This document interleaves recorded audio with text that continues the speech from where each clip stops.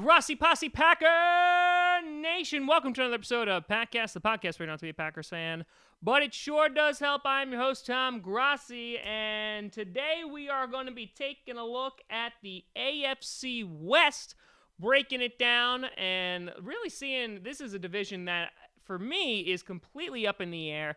You have, I believe, the potential for multiple playoff teams, at least two. And really, I think it's a division that's up for grabs, and we'll talk about that momentarily. But first, let's take care of some business. And big shout out to our sponsor, DoubleDriveSports.com. It's basically like your office pool, except on the internets, in which you join a league with your friends, and you pick against the point spreads. You pick with the point spreads. You pick which team you think will win, and at the end of the year, the person with the most points wins the prize at the end. Right now, they're doing a free giveaway for a 55-inch TV. You just need to go on, log on, sign on. It's super duper easy with your email. It's completely free of charge. And at the end of preseason, they're giving away a 55-inch smart TV. So go and check that out. They support us. I appreciate if you do the same for them. And with that, let's get on into the AFC West. So to take a look at what this division did last year, much better than what the AFC East looked like. The Chiefs were the winners, or the highlight of this very interesting division. At 10-6, the Chargers went 9-7, the Raiders 6-10, and the Broncos 5-11. Now, the reason why I think that this division is wide open is because you have the Chargers, who I feel like are always in contention because of Phillip Rivers, but God just hates them and keeps smiting them down with injuries, probably because they moved to Los Angeles. You have Kansas City, who has all the potential in the world, has all the right pieces, and now they just made a big move trading away Alex Smith and could potentially go all the way depending on how Patrick Mahomes actually is. Then you also have the Raiders, who a couple years ago was almost a Super Bowl favorite, and then you had Derek Carr break his leg, and then they come back last year. He's still not at 100%. Amari Cooper forgot how to play football, and so that's wide open as well. And then you have the Broncos, the Super Bowl champions from a couple of years ago, has that defense.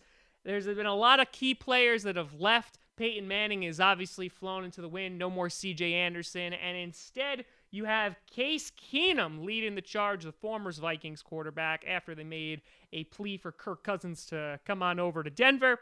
But the Vikings were like, nope, we are going to throw a truckload of money at you, Kirk. And he said, okay. And so with that being said, there's a lot of teams that could win this division. I wouldn't be surprised if there's two teams from this division that wind up making the playoffs. And so with that being said, let's break down these teams and talk some football. So let's talk about the Chiefs. Now, the biggest change, obviously, from last year is the loss or the trade of Alex Smith to the Redskins, and they're deciding to roll with Patrick Mahomes. Now, Patrick Mahomes played one game last year, 284 yards, one interception. You look at that on paper, and you're kind of like, meh, it doesn't really look like anything crazy, but this guy is heralded as like the second coming because he is praised as having an amazing arm. He's been amazing in practice. Andy Reid has sung his praise. And I think that's a pretty big move and a pretty big kind of like pat on the back, or definitely support from the Chiefs front office to trade away Alex Smith, who, listen, I've given Alex Smith a lot of crap on this channel of being like a system quarterback. I've seen it constantly within the media. But last year, the guy was phenomenal. He was one of the best quarterbacks in the league. I know even just from a fantasy standpoint, the guy was on fire for a while. So Alex Smith was the kind of guy who wouldn't lose you the game. He wasn't showy. He wasn't flashy. He was pretty good on his feet, but he wasn't like that big arm, explosive gunslinger, which they think they have in Patrick Mahomes. And so this is obviously going to dictate really where their season is going to go. Now, Mahomes has a ton of weapons behind him. They have guys like Tyreek Hill. They have Travis Kelce. Of course, Kareem Hunt, the superstar who came out of nowhere last year. They also brought in Sammy Watkins. I'm not going to praise Sammy Watkins because ever since he was in Buffalo, I feel like he was supposed to be this amazing player, and he's just fallen short every single year. He had a pretty good year with the Rams last year with some targets, but still overall wasn't mind-blowingly good. kind of just another tool for Mahomes to use. So with that explosive running game, and I know that they're going to be using Kareem Hunt in the passing game some more, he's definitely going to have all the support that he's going to need. They have Eric Fisher to protect him, who's kind of been like pretty good, hasn't really lived up to his first round status. Their defense, they've lost some people. They lost Derek Johnson, they lost Talib, they lost Marcus Peters, but they had the addition of Kendall Fuller. They had Anthony Hitchens from the Cowboys. They signed him to a big contract. And so the defensive side of the ball should have gotten at least a little bit better. I don't know if they're going to be able to replace Halil, but that's going to remain to be seen. But the offense definitely has all the weapons in the world. And that was full on display last year when they played the Patriots and they just whooped them. I think that was opening night. And so with that being said, I think that the Chiefs are definitely going to be a contender, but it all is going to hinge really on how good Patrick Mahomes actually is. And at the end of the year, the Chiefs might be kicking themselves the fact that they got rid of Alex Smith, who, while, is not going to, launch the ball down the field, is definitely going to win you some games. So we'll kind of see where they can end up. Next, let's talk about God's least favorite team, and that is the Los Angeles Chargers. I didn't say San Diego. I'm so proud of myself. With their draft, they got their big safety, Derwin James. This team, I feel, for the past few years, is just getting nut punched every single time they step on the field with injuries. And the Packers, listen, I know that we complain how bad we have it, but I feel like if there's a prime example of a wasted Pro Bowl career, that's Phillip Rivers. In that the guy is incredibly talented. He just turned 36. So, it's starting to dwindle down because not everybody's a mutant like Tom Brady. But last year, for example, Forrest Lamp was out. I love Lamp. Mike Williams was out, their first rounder, their receiver. Before that, Keenan Allen, last year, this is the first time he's played a full season in a while. Keenan Allen is an amazing receiver. I know I always pick him up in fantasy, and I'm always disappointed when he's injured the first or second game of the year. But he played great last year. But they got bit by the bug again in Hunter Henry. Their star tight end is out for the year, and that's already that they don't have Antonio Gates anymore. Melvin Gordon had a pretty good year last year. He's looking to make a comeback again and kind of just repeat on his success from last year. So their offense with Phillip Rivers always has an opportunity. It's just a matter of can they stay healthy? And that is really the most important question, because their defense last year shocked a lot of people, especially with Joey Bosa. Good God, that man is a stud. Had 10.5 sacks. That with Melvin Ingram, they just dominated on that defensive line. And so they definitely have the components to win the division and go into the playoffs. It's just they just seem to not be able to get out of their own way. Now, their success that they've had really hasn't translated since they've been in Los Angeles, considering that they really don't have a home stadium, that their stadium is constantly flooded from the opposing fans. It's super duper embarrassing. They can't sell tickets. You see it on the articles every single, every week about how they're essentially giving tickets away. And so while I don't think they're going to have any home field advantage going on, I like the Chargers, and I like what they're building, especially with the addition of Derwin James. It's making that defense more formidable. And of course they had Casey Hayward. And so with that being said, I really feel like they can make that jump, and I wouldn't be surprised, especially depending on how Patrick Mahomes plays, if they're able to go ahead and take the AFC West. Now, let's talk about the Oakland Raiders. Sorry, the inner Chris Berman in me came out. Their big draft for the first round was the offensive tackle Colton Miller. Seemed a little bit as a reach, but I think this is a great pick for Derek Carr, who needs all the protection that he could possibly get. So Carr, after 2 years ago, leading them into the playoffs, suffers a broken leg. It's tragic. They obviously they fall and don't make the playoffs that year. Last year, we thought that this was here we go. Here comes this amazing team. And while I think Carr was just out for one game, he said that he had lingering back issues. He really wasn't up to form. So he really suffered. So this year, he's coming in completely healthy. And of course, Amari Cooper, who I picked up in every single fantasy league last year and decided that he just didn't know how to play football or catch anything anymore. And so this is gonna be interesting to see really where he goes from here. Obviously, when he came out his rookie season, he was doing really well, and now he is one of the hottest pieces of garbage. So he's going to be looking to have a comeback.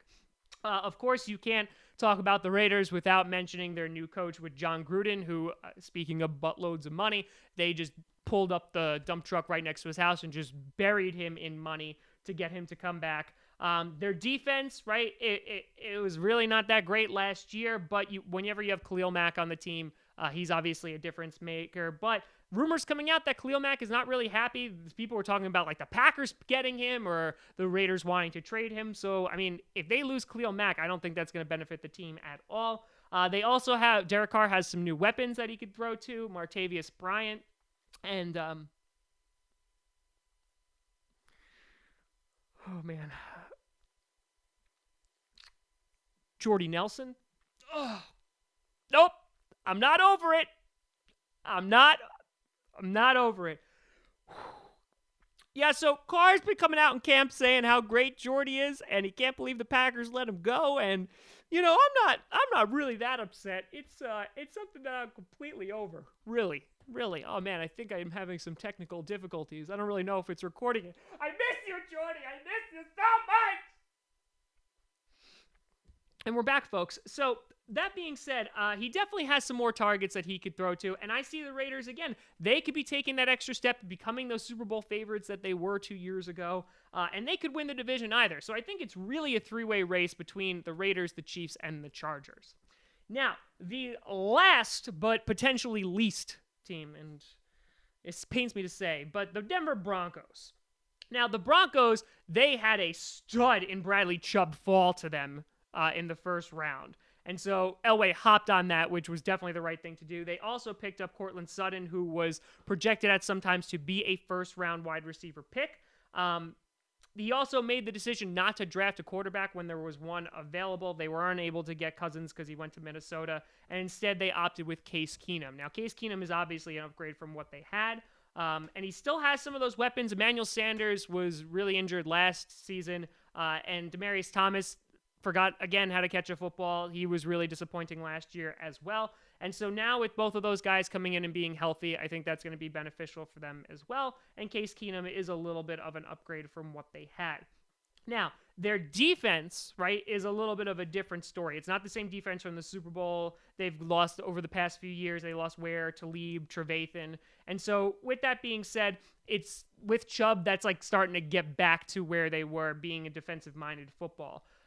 But one of the big things that carried Peyton Manning through the Super Bowl, obviously, was that defense, was also the running game. And I don't know who's going to run that football because there's no more C.J. Anderson. I think Devontae Booker is there, but I really don't know who their star running back is going to be. And so that's going to be pretty interesting to see kind of how they navigate those waters, because if you have a strong defense, you usually have a pretty decent running game to kind of keep the clock moving. And so it'll be interesting to see how they're able to compete against a very pass-heavy division. So we'll see where they go, but I wouldn't be surprised seeing the Broncos on the bottom. So that being said, let's do some prediction actions and see who's going to finish numero uno through 4 here in the AFC West. Now, again, I think it's a complete toss-up between the Raiders, the Chiefs, and the Chargers of who could win the division, but I'm going to stick with the Chiefs. I'm going to say that they made the right call with Patrick Mahomes. He's going to at least do the bare minimum to get them done. He's going to win those extra games that Alex Smith couldn't, and say the Chiefs take it. This is like really tough. I think this is completely interchangeable, and I could see either of these teams making the playoffs. But I'm going to say the Chargers are going to take it number 2. But again, the Raiders could be there. I just don't look. We kind of have to see what John Gruden's going to do with that team. The Raiders coming in at number 3, and then in the basement, the Denver Broncos. But of course, that's just my opinion. So let me know what you think down in the comments below. Do you agree with this or not? But this should definitely be an interesting division coming up for this season. So let me know what you think down in the comments down below. So you can always find me at TomGrossiComedy.com, TomGrossi Comedy, or Tom Grossi Comedy on the Twitters and the Instagrams and the Facebooks and all that great stuff. My comedy album, my debut comedy album, Allergic to Fun, is coming out August 24th. I am super stoked about that. That's available digitally on iTunes and Amazon. You can also buy physical copies on tomgrossicomedy.com. Some of you already pre-ordered it. Thank you. I appreciate the support. I'm really, really proud of it. And I'm going to be doing a live stream the night that it's going to be released. So like the 23rd going into the 24th. So we're going to plan some things for that. So that will be nice and fun. I am running the New York City Marathon 3 months from September, and I'm running for the Michael J. Fox Foundation for Parkinson's Research. So if you want to support that, the link will be in the comment section or the description down below. But thank you so much for watching. I appreciate it. For those asking about the intro, it is coming back. It hasn't gone away. It's just going over a little makeover right now.